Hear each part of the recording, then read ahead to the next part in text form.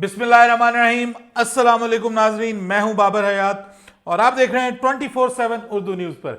Home एक्सपेंट्स के ताउन से बाबर हयात शो। नाजरीन, बड़ा एशिया कप होने जा रहा है और आज उसका फाइनली शेड्यूल भी अनाउंस हो गया। उसमें हम बात कर रहे हैं पाकिस्तान और भारत के दरमियान मुकाबलों के हवाले से। बहुत ज्यादा एक्साइटेड हैं पाकिस्तान के क्रिकेट फैंस भी, भारत के क्रिकेट फैंस भी। लेकिन आज उस बड़े मुकाबले का एक ट्रेलर हो रहा था, जिसको अगर आप कहें तो गलत नहीं होगा। पाकिस्तान और इंडिया के जो यंगस्टर्स हैं वो दोनों आपस में मद्दे मुकाबिल थे इमर्जिंग एशिया कप में। और आज वहां भारत के निस्बतन यंग स्क्वाड ने, निस्बतन यंग टीम ने पाकिस्तान के नेशनल टीम के प्लेयर्स पर मुश्तमिल टीम को धूल चटा दी है, बदतरीन शिकस्त दी है। इसको कहेंगे कि शेमफुल डिफीट। इससे छोटा लफ्ज नहीं इस्तेमाल हो सकता। उसकी वजह बताऊंगा आपको कि ये मैं लफ्ज क्यों इस्तेमाल कर रहा हूं। मैच था, ऑब्वियसली किसी एक टीम ने जीतना था, किसी एक टीम ने हारना था। और अगर पाकिस्तान के भी बिल्कुल वैसे ही प्लेयर होते जैसे इंडियन टीम के अंदर प्लेयर्स थे और पाकिस्तान की टीम हार जाती तो कोई इशू नहीं था। सर, यहां पे बड़ा क्वेश्चन है आपके सिस्टम के ऊपर।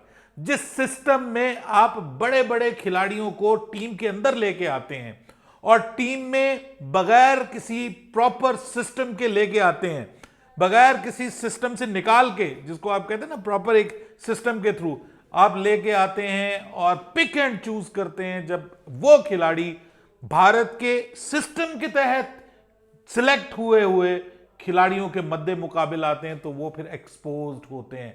और आज भारत के बच्चों ने, अगर मैं कहूं कि पाकिस्तान के बुजुर्गों को एक्सपोज कर दिया है तो गलत नहीं होगा। सभी नहीं, बीच में हमारे भी ज्यादातर यंगस्टर्स थे, लेकिन चंद प्लेयर ऐसे थे कि जिन पे मुझे बहुत ज्यादा अफसोस हुआ है। और अफसोस इस चीज का हुआ है कि ऐसा लग रहा था कि जैसे उन्होंने कोई इंटरनेशनल लेवल पे कभी क्रिकेट खेली नहीं है। और खास तौर पर भारत के जो स्पिनर्स थे उनके सामने पाकिस्तान के ये जो इंटरनेशनल बल्लेबाज हैं ये हैंडीकैप्ड नजर आए हैं। और मैं हैरान था कि ये वो लोग जिनके लिए हम आवाजें उठाते रहे हैं कि यार इनको टीम में शामिल करो, ये फलां आदमी इसने हमारे डोमेस्टिक में ये कारनामा अंजाम दे दिया, वो कारनामा अंजाम दे दिया। ये वो प्लेयर हैं सर जो कि आपकी आधी टीम जो है वो इंतहाई कम स्कोर के ऊपर आउट हो जाती है। ये तो अलग बात कि वहां पर एक कासिम अकरम और मुबस्सिर जो हैं वो आ जाते हैं और 6 विकेटें गिरने के बाद वो आकर आपस में एक दूसरे के साथ एक साझेदारी लगाते हैं और पाकिस्तान के स्कोर को 200 से ऊपर पहुंचाते हैं। वरना तो हालात ये थे कि शायद पाकिस्तान की टीम 150 से नीचे आउट हो जाए। यानी ये सिचुएशन है सर। अब आप देखिए पाकिस्तान की टीम में जो नाम है, मैं आपको नाम गिनवाता हूं। पहले नंबर पे तो पाकिस्तान का कप्तान, इस पे तो मैं बाद में बात करूंगा, जितना इस बंदे ने डिसअपॉइंट किया, मतलब मैं तो हैरान हूं कि इसको कप्तान किसने बना के भेज दिया। मोहम्मद हारिस पाकिस्तान के कप्तान, पाकिस्तान की तरफ से वर्ल्ड कप खेल चुके हैं और हम इसकी तारीफों में जमीनों आसमान के कलाबे मिलाते रहे। ठीक है जी। दूसरे नंबर पे शाहनवाज धानी, क्या जनाब, इंटरनेशनल क्रिकेट में वर्ल्ड कप में पाकिस्तान की जानिब से इसको हम शामिल कर चुके हैं। मोहम्मद वसीम जूनियर, हम कहते हैं इस जैसा बॉलर ही कोई नहीं है। पाकिस्तान को एक बहुत कमाल का ऑलराउंडर मिल गया, अब्दुल रजाक के बाद ऑलराउंडर, मतलब ये हम कहते रहे इनके बारे में। वो साहब आप देखिए, मतलब ये 3 वो लोग हैं कि जो आपकी तरफ से प्रॉपर इंटरनेशनल क्रिकेट खेले हुए हैं। साहबजादा फरहान, 27 साल की उम्र है इनकी, कब से ये क्रिकेट खेल रहे हैं, पाकिस्तान की जानिब से भी इंटरनेशनल क्रिकेट भी खेल चुके हैं और डोमेस्टिक क्रिकेट और पीएसएल बेइंतहा खेल चुके हैं। उसके बावजूद अगर आप बच्चों के अगेंस्ट, मैं ये कहूंगा, देखिए 20-20, 21-21 साल के लड़के हैं ये सारे। 20-21 साल का भारत का कप्तान है यश धुल जो है, और उसके बाद अभिषेक जो है वो देख लें आप, सही सदर्शन जिसने आज क्या कमाल की बल्लेबाजी की है, आईपीएल खेला है। इससे फर्क पता चलता है कि वो बंदा मेंटली कितना मैच्योर है कि साल की उम्र के बावजूद आज उसने पाकिस्तान के इंटरनेशनल बॉलर्स, 2 बॉलर्स जो हैं वो पाकिस्तान की नेशनल टीम के साथ खेलते रहे हैं, धानी और मोहम्मद वसीम। इन दोनों के साथ मिलके, इन दोनों के अगेंस्ट वो उस लड़के ने क्या कमाल की क्रिकेट खेली है, सेंचुरी स्कोर की है। 205 के जवाब में जो कि हम 50 ओवर भी पूरे नहीं कर सके। 48वें ओवर में हमारी टीम आउट हो गई 205 के ऊपर, और 205 के जवाब में भारत की टीम ने 2 विकेटों के नुकसान पर 210 रन बनाए 37वें ओवर में। यह कितना बड़ा तमाचा है आपके सिस्टम के ऊपर। आप बगैर कोई, देखिए फर्क क्या नजर आया मुझे, मैंने कल भी आपको बताया था कि जो अभी तक पाकिस्तान भी मैच नहीं हारी अपना, और इंडिया भी नहीं हारी ग्रुप में, लेकिन इंडिया ज्यादा, जिसको आप कहते हैं ना कि वेल प्लान्ड टीम मुझे नजर आई है, ज्यादा एक सिस्टम के तहत खेलती हुई नजर आई है। और वो एक, जिसको आप कहते हैं कि जीत जीत होती है, लेकिन कुछ जीत ऐसी होती है कि जिसमें आप मुखालिफ टीम को बड़ी शिकस्त देते हैं सिंगल हैंडेडली, जिसको आप कहते हैं कि वन साइडेडली रादर आप अगली टीम को शिकस्त देते हैं। तो वो भारत की वो हमें अप्रोच नजर आई, और फिर प्रॉपर टीम नजर आई, प्रॉपर कप्तान भी वो जिसको पता है कि मुझे फील्ड क्या सेट करनी है, मुझे किस खिलाड़ी को किस जगह पे खिलाना है, मुझे टीम को किस तरह से लेके जाना है, मुझे बॉलर्स को किस तरह से सिलेक्ट करना है, according to the situation bowlers को सिलेक्ट किया।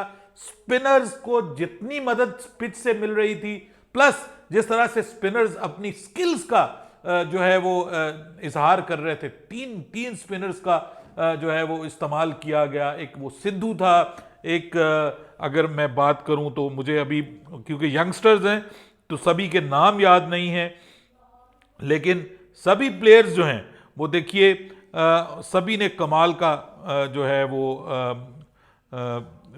जिसको कहते हैं मानव, एक बॉलर था, क्या कमाल की इसने बॉलिंग की है, 3 विकेटें हासिल की हैं। लेकिन सबसे इंपॉर्टेंट चीज जो है वो ये इनका रन रेट देखिए, किस उसके साथ, इकोनॉमी के साथ बॉलिंग की है। 3.60, 3.75, 3.33, ये है जी इनके।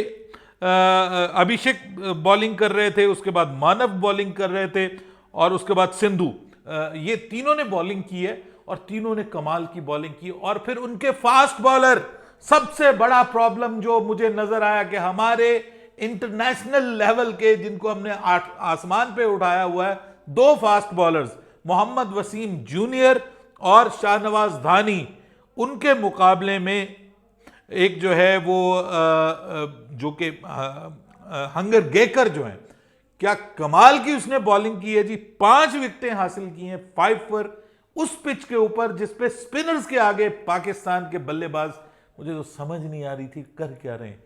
ये कामरान गुलाम किस बाग की मूली है यार। मैं इसके लिए क्या क्या आवाजें उठाता रहा। ये इस तरह से खेलते हैं स्पिनर्स को, ये बच्चों से, मतलब जैसे बच्चे खेलते हैं वैसे आप खेल रहे हैं। बच्चों को भी थोड़ी सेंस होती है। जिस तरह से आप स्पिनर्स के, लेफ्ट आर्म स्पिनर्स के अगेंस्ट आप लोग आउट हुए हैं। हसीबुल्ला, क्या मतलब उसको, मैं ये समझता हूं कि ये जो जिस तरह से पाकिस्तान के बल्लेबाजों ने बल्लेबाजी की है, ये मजाक था। और मैं हैरान हूं कि ये जो मेरी फीलिंग है, ये भारतीय जो विकेट कीपर है वो भी आके जब विकेटें गिर रही थी ना, तो उसने माइक में आवाज उसकी आई, उसने कहा ये क्या मजाक हो रहा है, क्या ये कोई मजाक हो रहा है। उसने भी ये बात की कि क्या ये कोई मजाक हो रहा है।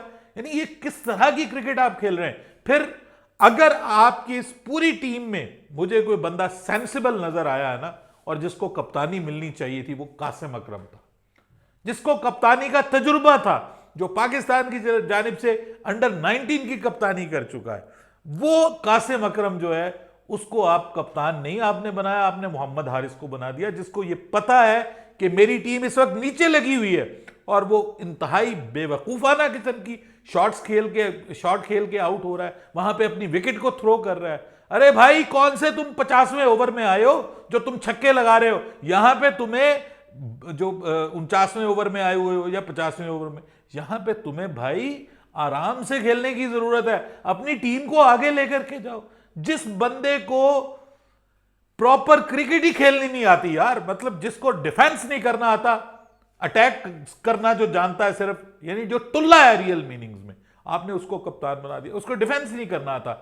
I am seriously worried about it कि अब पाकिस्तान क्या इस बंदे को, मोहम्मद हारिस को वर्ल्ड कप में लेकर के जाएगा सेकंड विकेट कीपर के तौर पे। I am totally against it. अगर खुदा ना खास्ता मोहम्मद रिजवान को कुछ हो जाता है, तो आप उसकी जगह इस बंदे को खिलाएंगे कि जिसको इतनी सेंस नहीं है कि मुझे किस सिचुएशन में किस तरह से अपनी टीम को लेकर के चलना है। भारतीय टीम ने बहुत जबरदस्त परफॉर्म किया जी। मैं दाद देता हूं भारत के नौजवान टीम को। मैं समझ रहा हूं कि उनका जो सिस्टम है उसमें पिक एंड चूज नहीं है।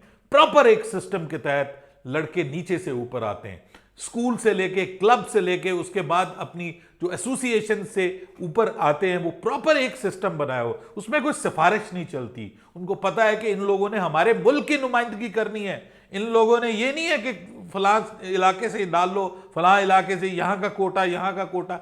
ये वो वाला सिस्टम नहीं है। वो ये चीजें वो देखते ही नहीं है। वो एक बिल्कुल गरीब घराने के बच्चे को उठाते हैं, लेकिन उस वक्त उठाते हैं जब वो यशस्वी जायसवाल बनने वाला होता है।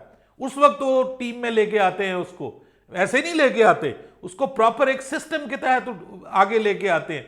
यहां आप देखिए कि मतलब यहां पे आपका कोई इस तरह का परफॉर्मर जो है वो पीएसएल में होता है, 2 मैच 3 मैच खेलता है, हम उठा के उसको नेशनल टीम में ले आते हैं, हम उसको जो है वो ए टीम का हिस्सा बना देते हैं। मैं तो हैरान था। आप अपने यंगस्टर्स को लेके आते हैं। मैं मानता कि जनाब आपके यंगस्टर्स जो हैं वो वाकई आपके यंगस्टर्स का उनके यंगस्टर्स के साथ मुकाबला हो रहा है। ये तो आपने बड़ी, जिसको आप कहते हैं कि हजीमत है पाकिस्तान के लिए, बड़ी बेइज्जती है कि आपने अपने इंटरनेशनल प्लेयर्स को भेजा है और उनके, मेरे ख्याल में तो एक भी ऐसा प्लेयर नहीं है कि जिसने अभी उनकी टीम के लिए जो है वो डेब्यू किया हो। इतना आसान नहीं है भारत में डेब्यू करना। खाला जी का वाड़ा नहीं है वहां पे क्रिकेट कि जिसको उठाओ आप डेब्यू करवा दो।